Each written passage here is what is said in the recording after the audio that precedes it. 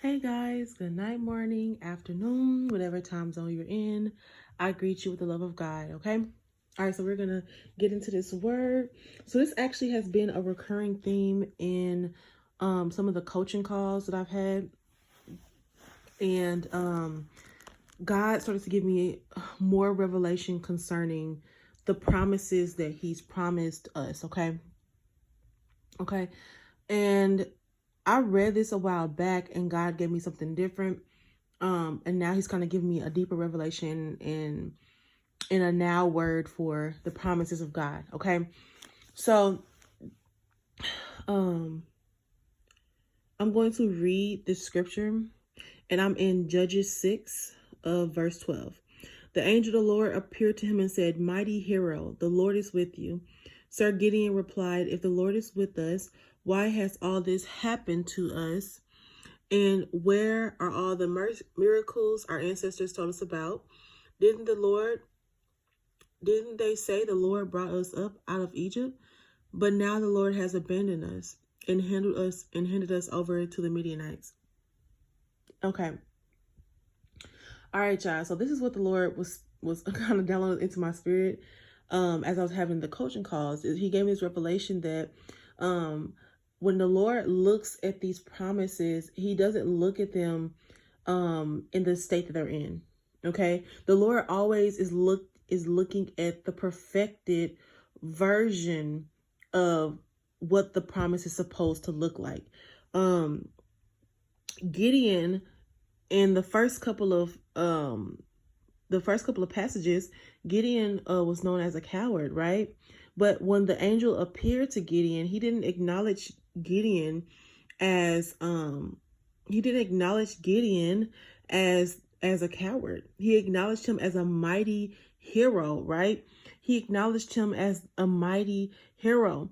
So a lot of you guys, I've seen a couple of comments. You guys just like, I'm sick of this and I'm sick of that. Listen, I get it, but listen to this. The Lord already sees the perfected version, right? He already sees the perfected version. That's why this scripture is so important. I've been saying this. This scripture has been in my spirit for the last few weeks. Seek ye first the kingdom, and all these things will be added unto you. The reason that the Lord wants us to seek the kingdom is so that he can align our perspective. Because let me show you what happens. If you go on, well, I'll just say it. If you go on to read the entire story of Gideon, you see that he begins to conquer, and he begins to follow what the Lord is telling him to do. He's seeking the will of God, moving in the will of God. And as he's moving in the will of God, what is happening? His perspective, his confidence is beginning to change, right? The enemy has been trying to attack people in their identities. He has been trying to attack people, whether it be word of mouth, gossip, whether it be demonic suggestions, whatever it is. The enemy has been trying to attack the people of God because he wants to change your perspective. Because if he can change your perspective, he can change your confidence. He can change how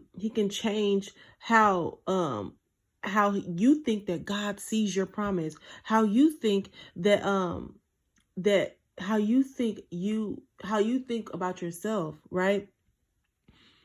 So as the story goes on, Gideon begins to gain a confidence to the point to where the people that he asked one of his fellow I guess was neighbors. He's like, "Will you go with me?" And they laughed at him. He said, "Okay, I'm finna go and conquer them, but when I be back, I'm throwing you in a bush of thorns." That's what I'm gonna do. That's how confident he was. He went from, didn't the Lord say? And then if this is true, then why is all this happening? He went from a doubtful person, right, to a man of God, walking in authority, conquering mass armies with just 300 people. Gideon was conquering stuff with 300 soldiers, 300, and not one of them died. Okay. So the Lord is wanting us to align our perspectives. And a lot of you guys can't help the things that happened. A lot of stuff, it was direct attacks launched against you by the enemy. Some of these things were directed, would it have been like a mental, or enemy sending, like, I know I've seen, during one of my coaching calls, God showed me a vision of a demon, and this demon had there was like the word confusion, like floating above his head, and he was just jumping up and down like, no, no, no, no, no. He was so frustrated. He was so frustrated that God was bringing revelation and clarity, and this demon was mad, y'all. Like, it was literally, I just seen him, like, like when a kid throws a tantrum, they just jump up and down saying no. That's the vision that God gave me. So a lot of these demons right now are jumping up. They're upset because God is bringing clarity. They're upset because God is beginning to align his children's perspectives. They're upset because God is doing away with all the things that once held you back, right? So now the Lord is clearing out the vision, right? And the enemy doesn't want that. So he's launching these attacks to make you see the promise as not finished. This promise has already been perfected. Do you think that God would put a half-baked cake in your hand? No, he's a good father. So if he's going to give you a cake, he's going to make sure that cake is all the way baked. He's going to make sure that cake is the eggs are cooked in. Because, when you cook cake, you put the eggs in and stuff. You got to make sure that it's cooked. Because what? Salmonella, right? So why would a father give you a half-baked cake? He wouldn't do that. That's not the type of God we serve. The type of God we serve is going to give you that fully baked cake. The type of God we serve is going to give you a fully baked cake. And that's how these promises, they're already baked. They're already finished. It's already done. It's already done. That's why keeping your eyes on Jesus is so important. Because when you keep your eyes on him, he gives you he shows you what to look at. When you take your eyes off him, the enemy is going to jump in like, here, I got something you can look at. And what the enemy going to show you? He going to show you everything that's contradictory to what God is saying. Why?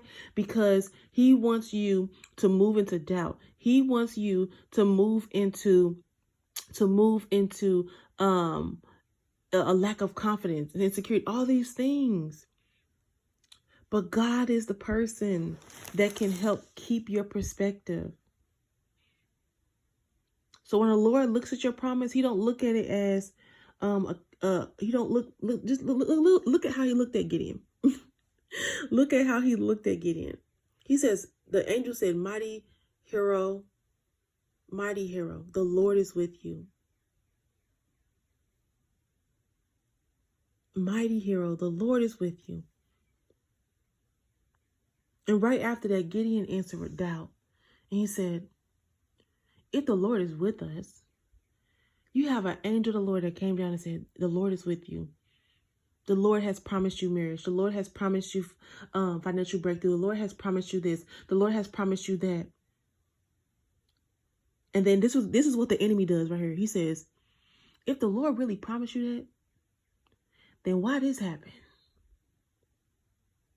Why that happen? Why it look like this? Because the Lord was prophesying to you of the perfect work that's already done in the spirit. There is no time in the spirit. That's why a lot of you guys had to start moving like you're married already. Why? Because in the spirit, you're already married. Your marriage was already formed before before God, as God was forming you. Everything that he had for your life was already planned out in advance.